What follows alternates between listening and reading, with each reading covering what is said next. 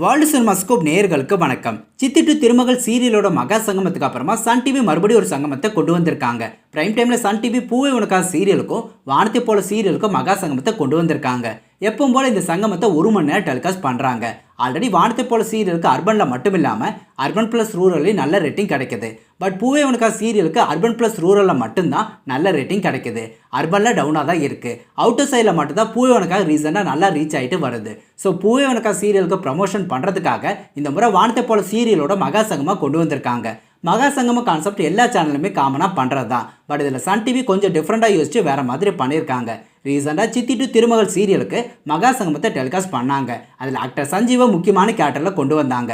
சங்கமத்தை தாண்டி ப்ரமோஷனுக்காக புது கேரக்டர் சீரியலுக்குள்ளே கொண்டு வந்தாங்க. அதுக்கு நல்ல ரீச் கிடைச்சது. அதே மாதிரி பூவே உனக்காக வானத்தை போல சீரியலோட மகா சங்கமத்தில் பாப்புலரான சீரியல் செலிபிரிட்டியை நியூ என்ட்ரியை கொண்டு வந்திருக்காங்க. இந்த சங்கமத்தில் நியூ என்ட்ரியை என்ட்ரி கொடுத்துருக்கிறது வேற யாரும் இல்லை, சுகாஷினி தான். இவங்க ஆல்ரெடி தெய்வமகள் சீரியலில் காயத்ரியோட சிஸ்டராக நெகட்டிவ் ரோலில் ப்ளே பண்ணியிருப்பாங்க. தொடர்ந்து நாயகி சீரியலும் கீதாங்கிற கேரக்டரில் திவ்யாவோட சிஸ்டர் கேரக்டரில் நடிச்சிருப்பாங்க. அவங்களத்தான் வானத்தை போல பூவே உனக்காக சீரியலோட மகா சங்கமத்தில் நியூ கேரக்டராக கொண்டு வந்திருக்காங்க.